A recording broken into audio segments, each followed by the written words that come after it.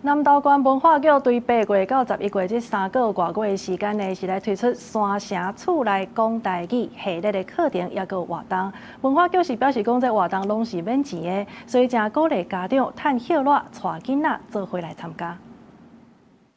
我遮有一寡物件呢，无我放一寡伫遮，嘛互人当经过遮的时阵，坐来休困，去坐来食。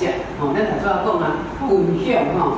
台语作家陈秀基老师摕着大包小包，今日要来教室，嘛展开着纸演戏的道具。堪米失败，用伊来开场讲故事，配合着文化部推广台语家庭的计划，南投县的文化局嘛推出山城厝内讲台语的活动，包括亲子讲古、台语剧合团、大人台语班，搁歇热营队等等，吸引着大人囡仔做伙来参加。你是安怎要来遮听故事？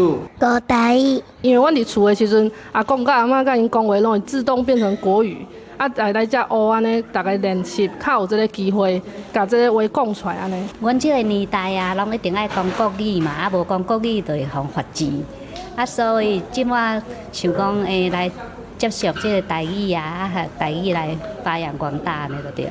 南投县文化局表示，希望透过活动，鼓励民众伫厝内生活中自然来讲台语。台语老师嘛希望有更较侪人会当加入台语的家庭。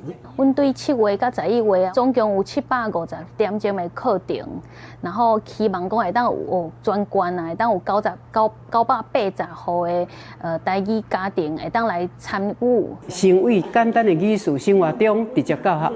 你看到水果这个冷误这金蕉，就是为生活中安尼开始。像阮即摆在广告，阮嘛是用生活的例。南投文化局强调表示，山城厝内讲台语的课程真多元，而且拢是免费的。忙歇热的时阵，家长会当带囡仔来参加，互囡仔自细汉来接触台语，嘛建立台语的意识。